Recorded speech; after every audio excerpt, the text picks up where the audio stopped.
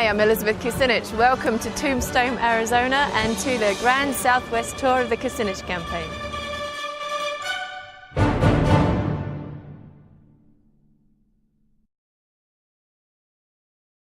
Hello, New Mexico. It's so great to be here.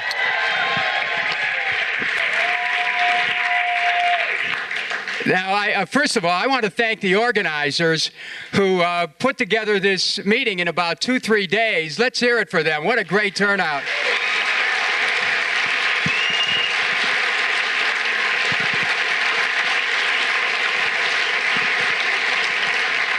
And I want to thank all of you for being here. Let's thank everybody who showed up today. It's great to be here.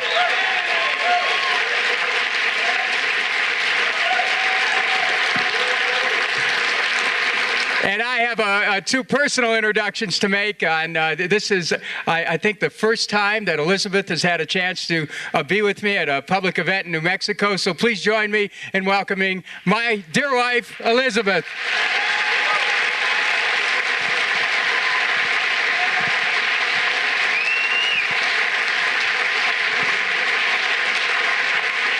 And also at the first campaign rally that she's been to in the States with us, I want to introduce Elizabeth's mother, my dear mother-in-law, Julia, from London.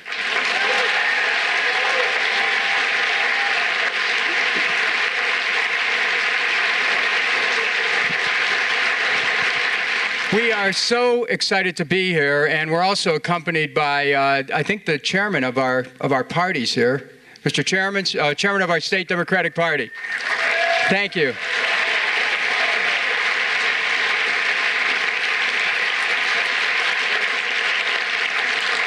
He gave me this chili, so I feel right at home. I'm going to spice up our politics a little bit here today. This is a critical moment in American history, and I think all of us recognize that. That's what brings us here for this discussion this evening. It's a moment where we have a chance to consciously choose war or peace, to choose prosperity or poverty, to choose health care for all, or profits for a few. This is a chance where we can make the choice. And this evening, what I'd like to speak about is what our potential is to create this world that we're yearning for. How many of us in this room have, in the last 4 or 5 years, in thinking about our country, have felt heartsick about what's happened in America? See, we know that there's something very deep inside of us that's been touched in a profound way about the disconnection which our country has shown from basic civil liberties, from the needs of the American people, and from this imperative of working to create peace. Right now, we are laboring under a type of thinking which has told us that war is inevitable. When those who believe war is inevitable visit that thinking upon a nation through an administration, war then becomes a self-fulfilling prophecy. And that's exactly what we had in the wake of 9/11. A decision was made to attack Iraq. 5 years ago, a vote occurred in the Congress. And 5 years ago, I looked at the situation that was developing. And I sat down, as many of us would, and under conditions where you have to make a decision that affects you and everyone you know. And I saw that they hadn't made their case, that there was no proof that Iraq had anything to do with 9/11, no proof that Iraq had worked with al-Qaeda in 9/11, no proof that Iraq had the intention or capability of attacking the United States, and certainly no proof that Iraq had weapons of mass destruction. Now, when you're talking about a cause for war, you cannot be wrong because so many lives are on the line. And so there was plenty of doubt at the time.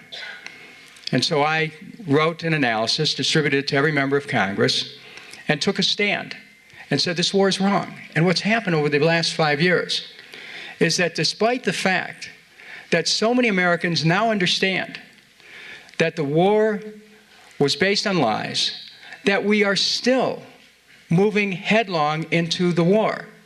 War has a tremendous forward momentum. It's both a psychological and a logistical momentum. So much so that in the last presidential debate that Tim Russert moderated, Senators Clinton, Obama, and Edwards all began to talk about the possibility that troops will continue to be in Iraq past 2013. How many of you heard that, by the way? Now, when I was standing up there, you know, and we're all in line during these debates, and we're listening to each other. When I heard that, I have to tell you, it was fairly astonishing, because what it means is that at this point, you have Democratic candidates who are already buying into the idea that the war is going to continue. In the last election, I warned that if Democrats nominated someone who had either voted for the war or voted to fund the war, and what difference would it be if they stood next to George Bush, who wanted the war? What difference would there be in policy? What kind of a choice would people have? Would people really be able to vote between war and peace? What if you offer the people of America a Democratic version of the war as compared to a Republican version of the war? What is it that then inspires people to take a new direction?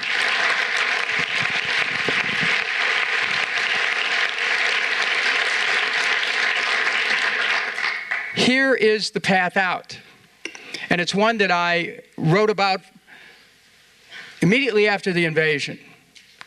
I started to talk about what steps must we take to begin to get out. Now, these principles are embodied in H.R. 1234. It's the plan to end the Iraq War. Here's how it works, and I think it's important for everyone to remember these details, because we're always going to be asked, how are we going to get out of there? Number one, the Congress must take responsibility here. The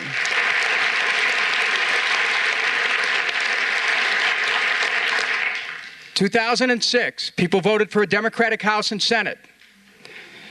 If the Democrats had said in 2006, vote Democrat, we'll keep you in Iraq to 2013, I don't think we would have won, frankly. But what we said was, vote Democrat and we'll get us out of Iraq. And yet here we are in September or October, and what's happening is the administration is asking for another $195 billion. And it looks like this appropriation is on track for approval again. The way we end the war is this. There's money in the pipeline. The leaders of Congress must go to the president and say, Mr. President, we are not going to give you another dime. Use the money you have to bring the troops home now.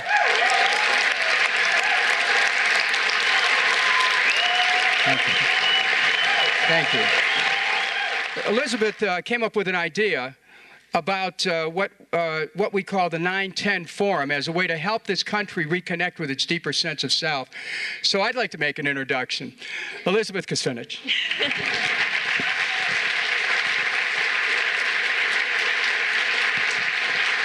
Thank you, everyone. So most politicians use 9/11 as a way to make us descend into fear and descend into despair. But being from another part of the world, I experienced 9/11 in a different way too. 9/11 was a series of events which was absolutely catastrophic for the American people. And there were two responses. One was fear and violence and aggression and war. And the other was hope and heart and connection and empathy. And when I was in the United Kingdom at the time of 9/11, I would watch the responses from the American spokespeople and spokespeople from the rest of the world. 9/11 marked an opening of the heart of the world to America in an expression of empathy and compassion and brother and sisterliness in a way that I had never experienced in all my time that I had known about America. And this is really what we can do with new leadership, new vision, and new direction. we can really reclaim the moment that the heart of the world was open to us by opening our hearts back to the world. Dennis and I, thank you.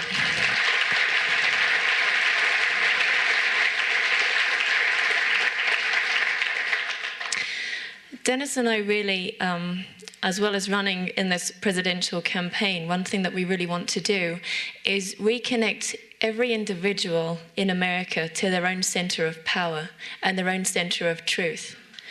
So what is it? When was there a time in your life when you felt most proud of your nation? When you felt most proud of the leaders of your nation? When you felt most connected to your community? When you felt most proud of yourself? That was a while ago. But if we really ask ourselves these questions of inner power and these questions of inner truth, and we share these stories, really think of true moments when you felt most proud of yourself, when you achieved something that you never thought you could. It could be just baking the best cake that you'd ever tasted, or it could be changing the world in a different way. But when you really embrace that power that you have within yourself, and when you really start to connect with the power that you have within your community and your family and your state and your nation, that's a way that we can really invigorate the democratic spirit within this country. Because I've seen how fearful the American people are of their government because of what the government has done and the power that they've wielded and the fact that Congress won't stand up to the administration. But I know that there's power in this room, as there's power across this state and a power across the United States, to really transform that, to really take the power back to the American people so that we can have a government of the people, by the people, and for the people. And this vehicle, this campaign is the vehicle that we can do this.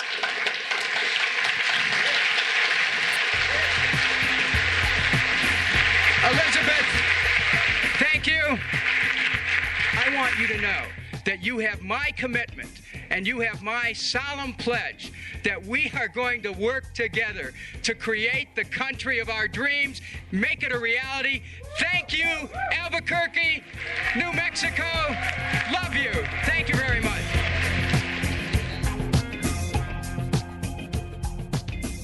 We are stronger if we are working to build a prosperous U.S. economy and a prosperous world economy, that we need to see investments in universal health care.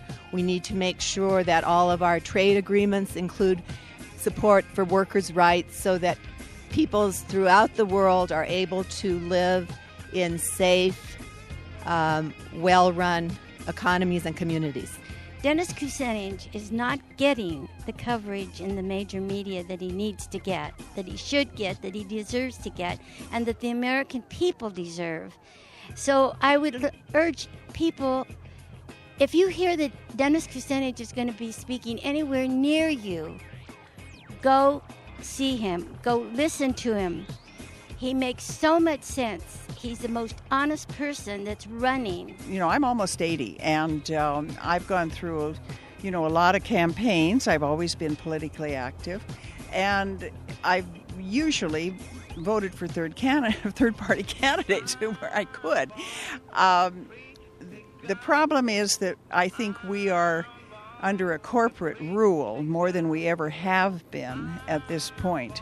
I think Representative Kucinich understands that and has intelligent, reasoned plans to address that.